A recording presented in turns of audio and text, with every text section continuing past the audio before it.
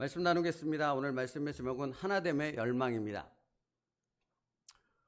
예수님께서는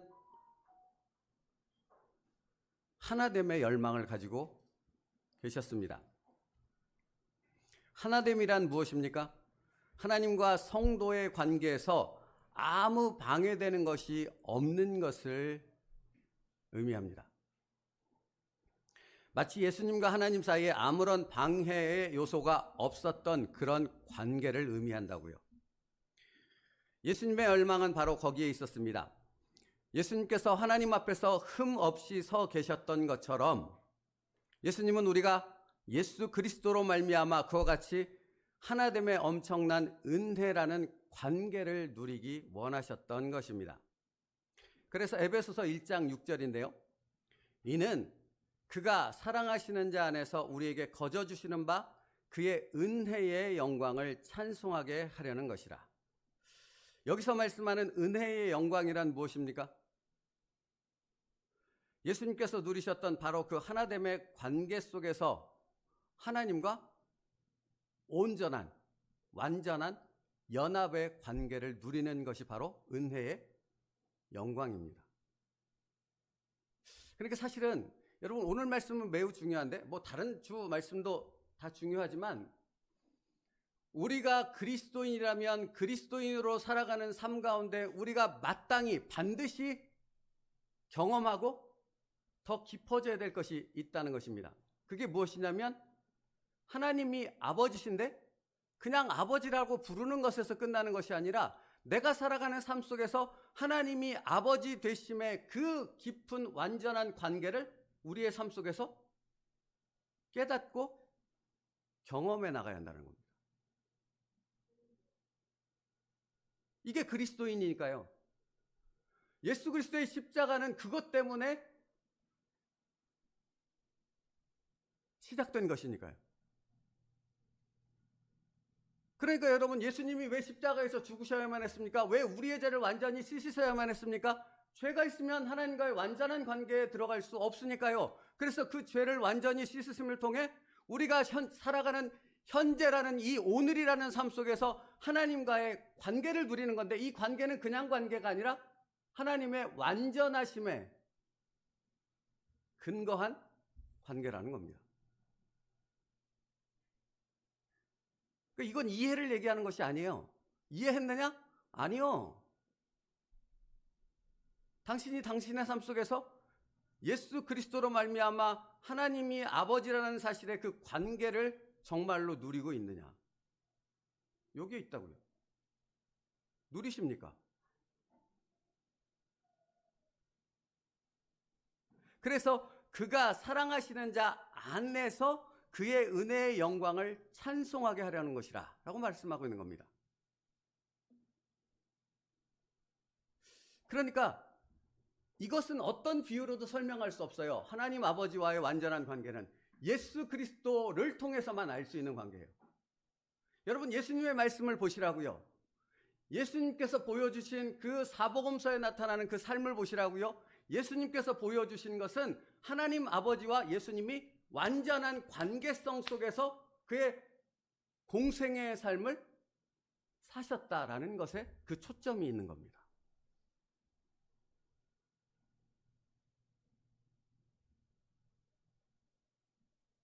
그래서 요한복음 14장 10절에 내가 아버지 안에 거하고 아버지는 내 안에 계신 것을 내가 믿지 아니하느냐라고 물으십니다. 아버지와 아들이 서로 안에 거하는 완전한 연합입니다. 아들은 아버지 안에, 아버지는 아들 안에. 우리가 하나님 안에, 하나님이 우리 안에. 그러니 신비라고 말하는 것입니다. 중요한 것은 예수님의 열망은 구원받은 자들이 이처럼 완전한 성부 하나님과의 관계를 누리게 함에 예수님의 열망이 거기에 있었다라는 겁니다.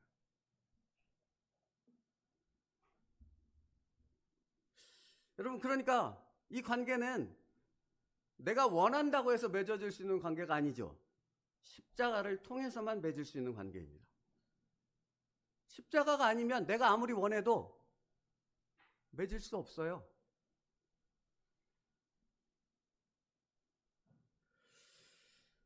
당신은 이 엄청난 하나님 아버지의 완전한 관계를 누리고 있습니까? 예수님의 열망이 당신의 삶에서 실현되고 있습니까? 안타까운 것은 교회는 다니나 예배당의 마당뜰인가요? 마당뜰은 밟고 있으나 하나님 아버지와의 완전한 관계가 무엇인지조차도 알지 못하는 사람이 부지기수라는 겁니다. 이건 엄청난 일인 거예요. 여기서 백날 아멘 하면 뭐하냐고요? 뭐를 알겠다고 말하면 뭐하냐고요? 자신의 삶 속에서 정말로 예수 그리스도가 누렸던 그 열망이 가지고 있는 하나님 아버지와의 완전한 관계를 예수 그리스도로 말미암아 찾는 그 삶을 살아가지 못한다면 당신의 신앙은 도대체 무슨 의미가 있고, 당신이 받은 복은 무슨 의미가 있고, 당신의 기도는 도대체 무슨 의미가 있겠냐고요.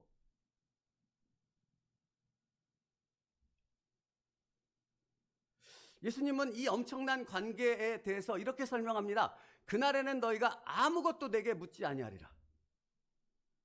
여러분, 이 말씀처럼 명확한 게 없죠. 아버지가 내 안에, 내가 아버지 안에 있습니다. 그럼 물어야 될 이유가 있습니까?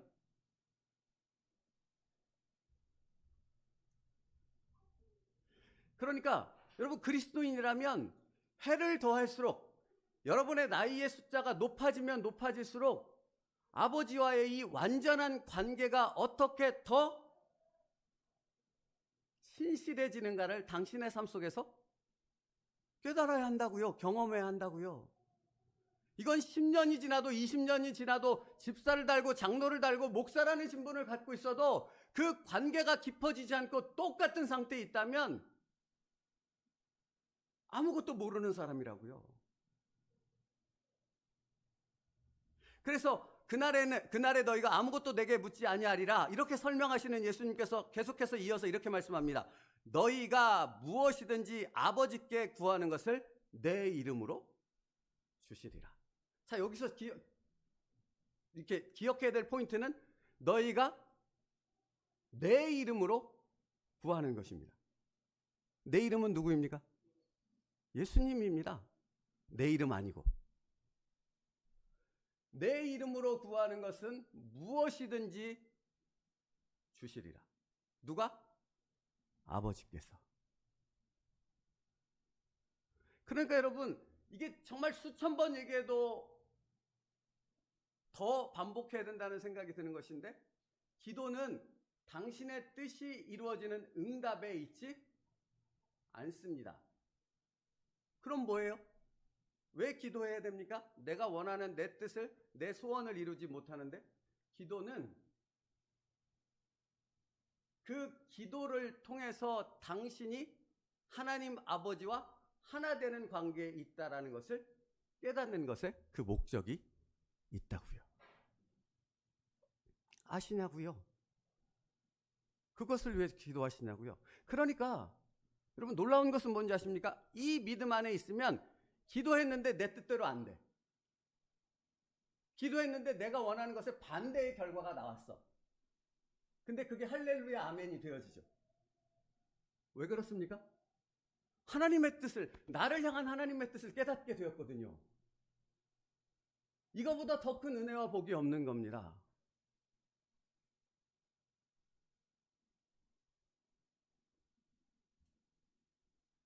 그러므로 여러분, 믿음의 기도란 왜라는 의문이 신뢰로 바뀌어지는 것이 믿음의 기도입니다.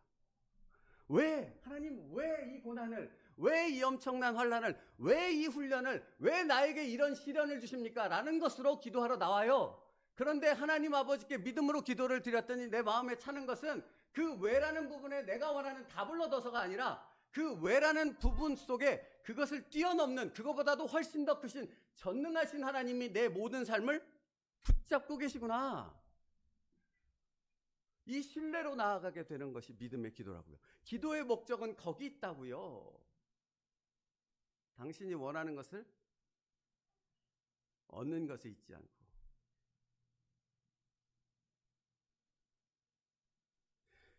내 뜻을 구하러 나왔다가 하나님의 뜻을 깨닫고 그 뜻을 마음에 품고 돌아가는 것이 기도입니다. 그러니까 주님의 기도가 맞죠. 내 뜻대로 마옵시고 아버지의 뜻대로 되어지기를 원하나이다. 여러분, 성경에는 분명히 그렇게 기록되어 있다고요. 근데 나는 내 뜻대로, 내가 원하는 대로, 내 계획대로, 내 목적대로 이루어 주옵소서, 이렇게만 기도하고 있다고요. 그러니 응답이, 고난과 역경이 찾아왔을 때 우리는 하나님, 왜 나에게 이런 일이 일어납니까? 라는 질문을 던집니다.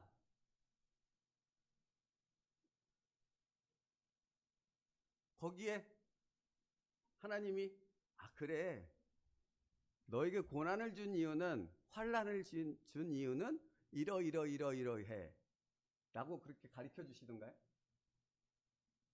저는 기도하면 안 가르쳐 주시는데요. 근데 뭐는 제 마음에 딱 또렷이 떠오르냐면, 그래, 내가 네 마음을 안다. 그리고 너의 삶을 내가 책임지고 있단다. 이건 분명히 깨닫게 하시더라고요. 그 방향과 목적이 무엇인지를 아직 또렷이 모를 때도 너무나 많습니다. 내가 기도하는데, 내가 어떤 부분에 대해서 기도하는데 그 기도가 어떻게 응답될지 나는 전혀 알지 못해요. 근데 하나님께서 그것을 책임지신다는 분명한 믿음의 확신은 저에게 주시더라고요. 그러니까 왜 나에게 이런 일이 일어납니까? 라는 질문을 던지려고 기도하러 나왔는데, 그 질문이 하나님의 주권을 인정하는 그 평강으로 바뀌게 되더라는 겁니다. 세상이 주는 것과 같지 않는 평강은 그렇게 임하는 겁니다. 여러분이 그냥 믿습니다 한다고 예수 그리스도의 평강이 임하지 않더라고요. 내 뜻을 내려놓고 하나님의 뜻을 열망하는, 그 뜻을 내 마음에 품었을 때 여기에 하나님의 평강이 임하더라고요.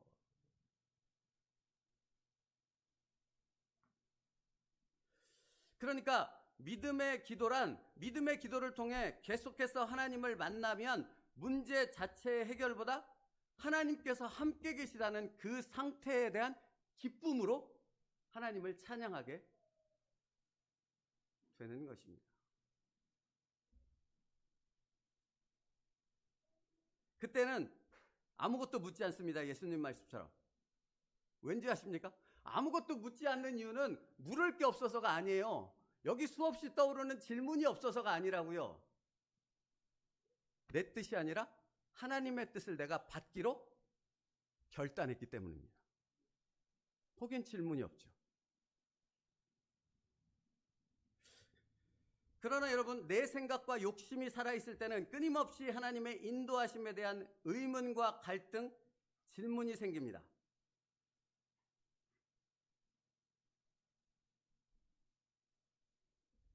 끊임없이 떠오릅니다.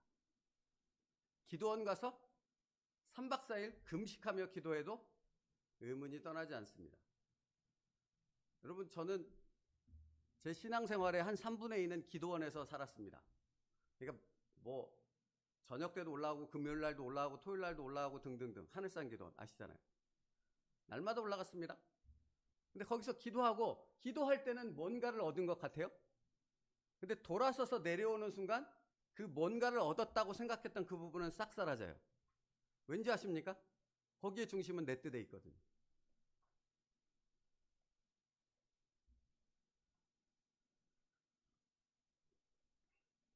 내 뜻이 하나님의 뜻과 일치될 때 더 이상 물어볼 필요가 없고 염려와 근심이 아닌 하나님의 평강이 임합니다. 이것이 예수님이 열망하는 하나됨의 의미입니다. 그러니까 여러분, 하나됨이라는 것은 추상적인 개념이 아니에요. 실존이에요. 실제예요. 우리의 삶의 오늘이라는 현실 속에 우리가 끊임없이 경험해야 될 실체라고요. 그러므로 그날에 너희가 아무것도 내게 묻지 아니하리라 그랬어요. 여기서 말씀하시는 그날이라는 것은 오순절 성령 사건이 있었던 그날도 아니고 어떤 미래를 말하는 것도 아닙니다. 그날은 언제입니까? 오늘이라는 현재입니다. 오늘 내가 하나님 아버지와의 그 완전한 관계 안에 들어가 있는가, 그 깊은 은혜를 누리고 있는가? 내 삶의 목적이 거기 있다라는 것을 내가 알고 그 삶의 목적을 향해 달려가고 있는가? 그러면 여러분, 당연히 이 목적을 가진 자들은 자기의 고집과 자기의 주장과 자기의 생각을 꺾겠습니까? 계속해서 붙잡겠습니까? 아니, 이거만큼 명확한 게 어디 있습니까?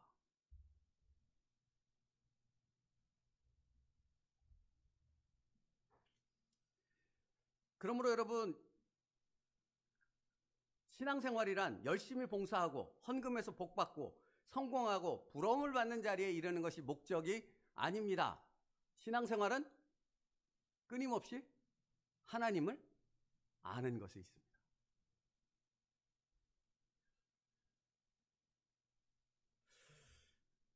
초대교회 성도들은 그들이 당한 그 엄청난 박해와 환난과 핍박을 통해 하나님을 더욱 깊이 알아갔습니다.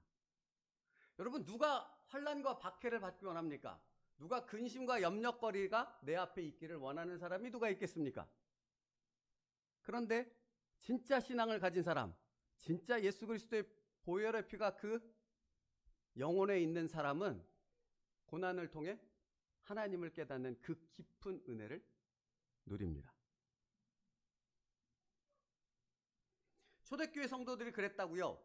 지하 무덤이라고 하는 카타콤에 갇혀서 또는 원형 경기장에서 사자밥이 되는 극심한 박해 속에서 그들은 하나님을 알았다고요. 여러분 아십니까? 역사 기록에 보면 이들이 그 카타콤에서 또는 로마 그 원형 경기장에서 짐승 앞에 또는 불타 죽는 것, 이런 환난을 피할 수 있는 길은 언제나 열려 있었어요. 아주 넓게 열려 있었어요. 예수님을 부인하고 나 예수님 안 믿어 하면 모든 것이 끝났습니다.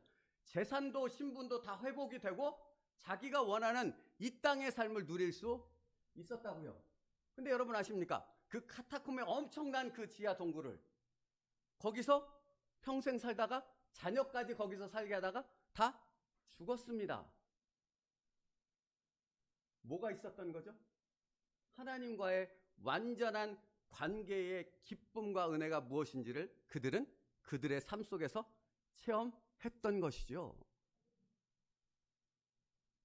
아니 여러분 보시라고요. 바울이 로마에 들어가면 죽을 걸 알았죠.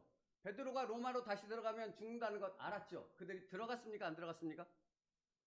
그 죽음보다도 더 큰 하나님과의 완전한 관계의 그 은혜가 무엇인지를 그들은 경험하고 있었거든요. 그러니까 그 죽음이 두렵지 않은 것입니다. 여러분 죽음이 두렵습니까? 안 두렵습니까? 두렵습니다. 어찌 안 두렵습니까? 제 나이가 벌써 몇 년만 지나면 60이 됩니다. 벌써. 그러니까 제 아들이 20살 되는 거예요. 제가 40살에 결혼해서 내 아들이 20살 되는 날 내가 60이라는 나이가 되는 거야? 라고 생각했던 적이 많거든요. 여러분 벌써 그렇게 되었다고요. 그 말은 무엇입니까? 죽음이 멀지 않았다고요. 두렵다고요. 뭔지 모르니까, 어떻게 죽을지 모르니까, 언제 죽을지 모르니까. 그런데 그 죽음을 뛰어넘는 하나님과의 완전한 관계 속으로 들어가면 그 죽음이 더 이상 두렵지 않더라. 이게 우리가 가진 신앙의 힘입니다.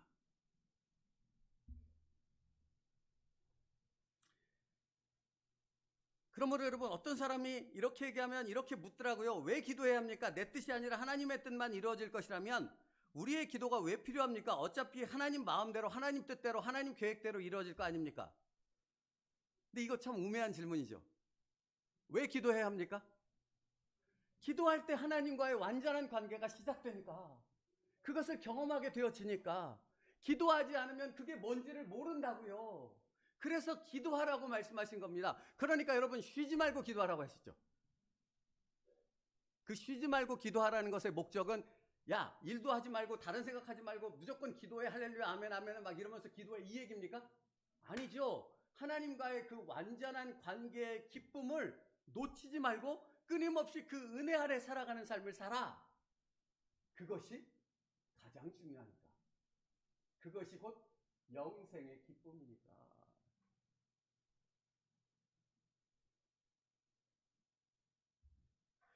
그러므로 믿음의 기도는 영이신 하나님과 나의 영이 연결되는 거라고요. 그러니까 고난이 내게 유익이라고 고백하는 이유가 무엇입니까? 고난을 통해 우리는 기도하게 되거든요. 환난을 통해 하나님 앞에 무릎 꿇게 되거든요. 근데 그때 뭐가 나타난다고요? 하나님의 영과 내 영이 연결되는 그 엄청난 하나님과의 완전한 관계를 누리게 되는 그 기쁨 가운데로 들어가게 되어진다고요. 그러니 고난이 내게 유익이라. 아시냐고요? 아셔야 한다고요.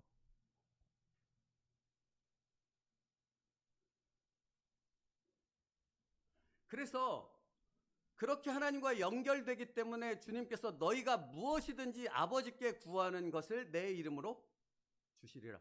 요술방망이를 말씀하고 있는 것이 아니라고요. 요술방망이를 휘두르며 내가 원하는 것을 하나님께서 다 들어주실 거야. 이런 헛소리 하는 것을 따라가지 마시라고요. 이런 헛소리를 하는데 아멘 할렐루야를 두 손으로 외치며 난리를 친다라는 겁니다. 그건 헛소리라고요. 하나님은 그렇게 말씀한 게 아니라고요. 내 뜻이 내려지고 하나님의 뜻을 내 뜻에 받았더니 내가 그 하나님의 뜻대로 기도하니 당연히 응답받을 수밖에 없는 거죠.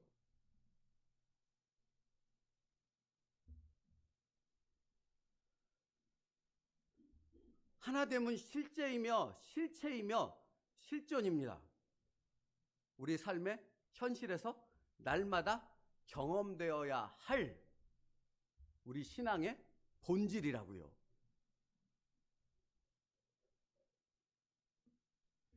그래서 로마서 6장 5절 띄워줘 보실래요? 로마서 6장 5절이요.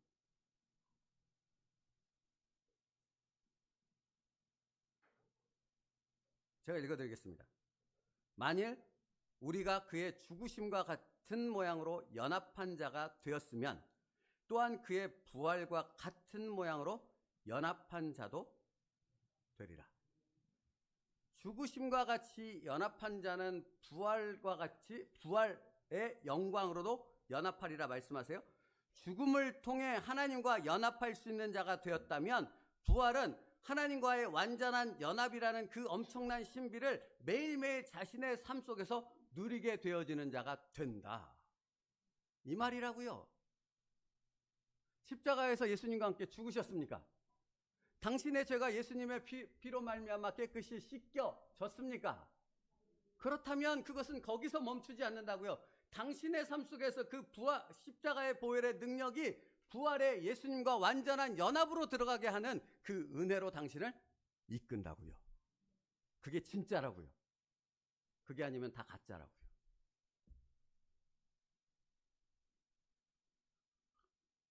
그래서 이런 강력한 성령을 통한 연합의 관계를 누리는 자들을 향해 예수님께서 오늘 본문 26절에서 이렇게 말하는 거예요. 26절 같이 읽습니다. 시작.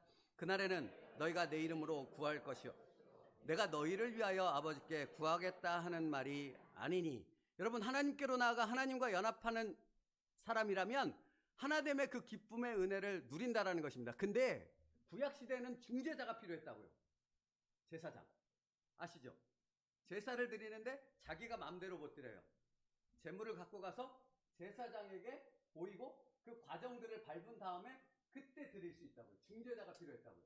근데 더 이상 중재자가 필요치 않습니다. 내가 살아가는 그 삶의 현실 매 순간 속에 예수의 이름으로 하나님의 보좌에 나아갈 수 있습니다. 하나님과의 그 완전한 연합을 누릴 수 있는 자가 되어졌습니다. 근데 어찌 안 누리시냐고요? 아멘이라고 말하는 성도 여러분, 어찌 당신의 삶 속에서 그 하나님과의 연합이 무엇인지조차 생각지도 않는 그런 삶을 살다가 여기 와서 끊임없는 질문과 불만과 원망만을 내 쏟아놓느냐고요. 27절이요. 같이 읽습니다. 시작. 이는 너희가 나를 사랑하고 또 내가 하나님께로부터 온 줄을 믿었으므로 아버지께서 친히 너희를 사랑.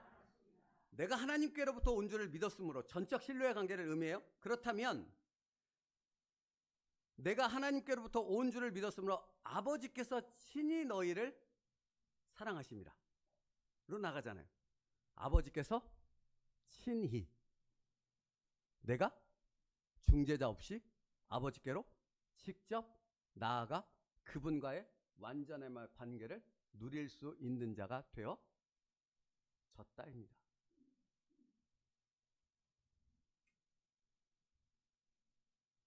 자, 이제 말씀을 마치겠습니다.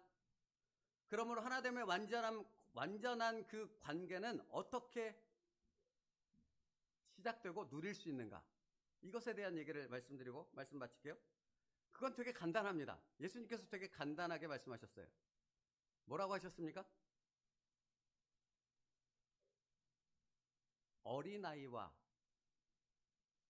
어린아이처럼 나오는 자가 그 완전한 관계를 누릴 수 있다 하셨습니다. 마가복음 10장 15절이요. 같이 읽습니다. 마가복음 10장 15절 같이 읽습니다. 시작. 내가 진실로 너희에게 이르노니 누구든지 하나님의 나라를 어린아이와 같이 받들지 않는 자는 결단코 그것에 들어가지 못하리라. 사랑하는 성도 여러분, 자신에게 선포된 하나님의 말씀을 어린아이의 마음으로 받으십시오.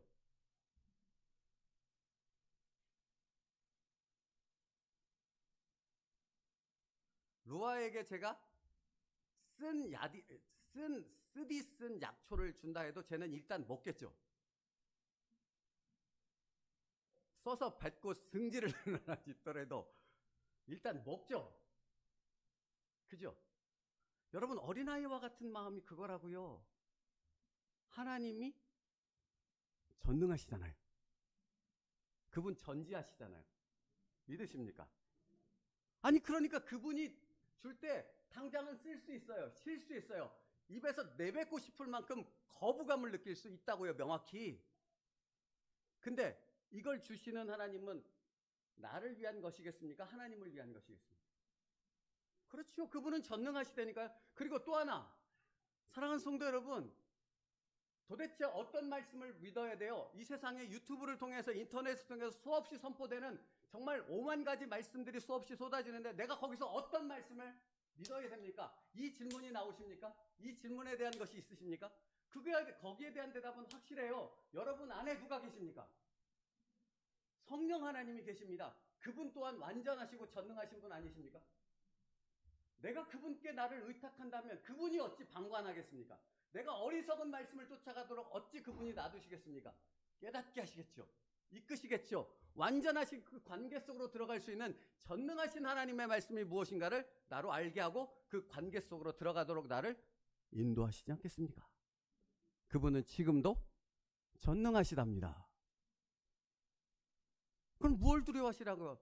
뭘 주저하시냐고요? 뭐가 안 된다고 말하시냐고요? 그러니까 만약 사람을 핑계하고 상황을 핑계하고 뭔가 어떤 이유를 대면서 끊임없이 아니요 아니요 아니요를 외친다면 당신은 뭘 안 믿는 거예요? 전능하신 하나님을 안 믿는 거예요. 그분은 여전히 전능하신데, 그분은 여전히 전능하시다고요. 저같이 미련하고 어리석은 자를 통해서 말씀하셔도 충분히 엄청난 하나님의 메시지를 선포하실 수 있을 만큼 전능하신 분이 나의 하나님이시라고요. 그러면 무엇을 주저하고 무엇을 두려워하기만 하시냐고요?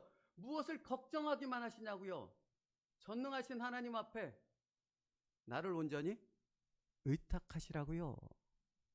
거기서부터 하나님과의 완전한 관계는 시작되는 것입니다.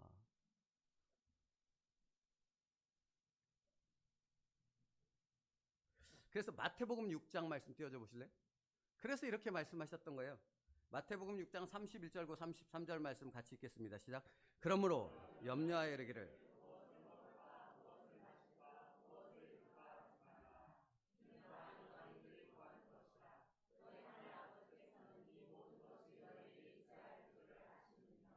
그런즉 먼저 그의 나라와 그의 의를 구하라. 그리하면 이 모든 것을 너희에게. 사랑하는 성도 여러분, 그러니까 우리의 삶은 염려와 근심거리 가득 찼죠. 근데 주님은 말씀하십니다. 염려하라고 그러시는 거예요? 하지 말라 그러시는 거예요? 하지 말라고 말씀하시는 그 이유는 어디 있어요? 하나님께서 모르신다, 아신다? 알아도 너무 잘 아신다. 너희의 머리끝에서 발끝까지, 머리카락의 숫자까지 늘 말씀드리지만 저는 얼마나 편하겠습니까? 세기가. 하나님은 아신다. 그죠? 그걸 믿느냐고요, 당신이. 믿으십니까? 그러면 그 믿음에 있는 사람은 먼저 그 나라와 그 의를 구하라. 이게 하나님의 뜻이잖아요. 근데 놀라운 것은 그러면 이 모든 것을 더하시리라. 책임지시는 하나님이십니다. 사랑하는 성도 여러분, 그러니까 하나님은 우리의 모든 것을 책임지시거든요. 근데 내가 완전한 그 신뢰 가운데로, 온전한 의탁 가운데로 들어가지 않으면 하나님이 나를 책임지고 있음에도 불구하고 나는 그걸 못 느껴요. 나는 그걸 못 느껴.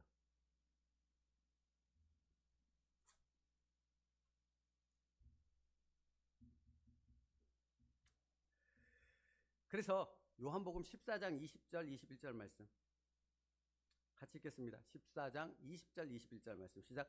그날에는 내가 아버지 안에 너희가 내 안에 내가 너희 안에 있는 것을 너희가 알리라. 나의 계명을 지키는 자라야 나를 사랑하는 자니 나를 사랑하는 자는 내 아버지께 사랑을 받을 것이요 나도 그를 사랑하여 그에게 나를 나타내. 여러분 21절 그냥 뛰어나 보세요. 보세요. 그날에는 내가 아버지 안에 너희가 내 안에 내가 너희 안에 있는 그 엄청난 하나님 아버지의 완전한 신비의 관계를 경험하게 되리라. 이렇게 말씀하세요. 그 바로 이어지는 다음 말씀이 21절 말씀이에요. 그것이 어떻게 이루어진다? 나의 계명을 지키는 자라야 나를 사랑하는 자. 믿음은 들음에서 난다고요.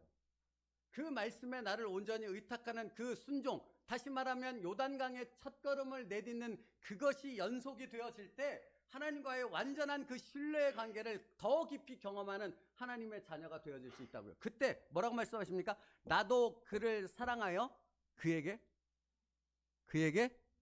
나를 나타내리라.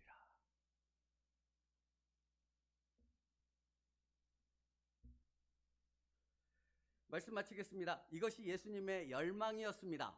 하나됨이란 하나님과 성도의 관계 가운데 아무 방해되는 것이 없는 것을 의미합니다. 그러니까 여러분의 영적 싸움은 다른 어디 저기 불교 가서 싸우고 천주교 가서 싸우고 미신 가서 싸우는 것이 아니라 나와 하나님 사이에 가로막는 내 염려, 내 생각, 내가 가지고 있는 여러 가지 세상적인 어떤 것들, 안 된다고 말하는 그것들, 그것이 하나님과 내 사이에 가로막는 장애인물이 되도록 허용하라, 허용하지 말라?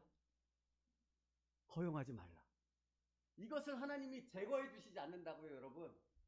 하나님은 이걸 제거해 주지 않아요. 이걸 제거하는 것은 내 몫이라고요. 왜 내 몫으로 두신지 아십니까? 내가 그것을 제거하는 과정을 통해 기도하거든요. 내가 그것을 제거하는 과정을 통해 하나님께 전적으로 의탁하는 자로 바뀌어지거든요. 이게 하나님의 방법이라고요. 그것을 통해 하나님의 깊은 은혜를 누리는 자가 되어지는 것입니다. 사랑하는 세움들교회 성도 여러분, 그 하나됨의 완전함의 연합을 누릴 수 있는 여러분의 삶이 되기를 주님의 이름으로 축복합니다. 기도하겠습니다. 살아계신 하나님, 주님의 열망은 하나님 아버지의 완전한 관계를 누리게 되는 그 연합에 있었습니다.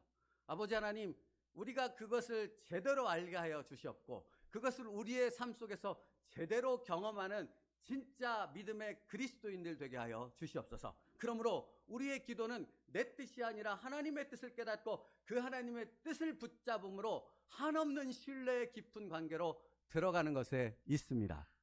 오늘도 기도하게 하여 주시옵소서. 하나님의 뜻을 붙잡게 하여 주시옵소서. 그 하나님의 뜻으로 인하여 하나님의 깊은 은혜의 신비한 관계 속으로 들어가는 모든 세움누리교회 성도들 되게 하여 주시옵소서. 예수님의 이름으로 기도 올려옵나이다. 아멘.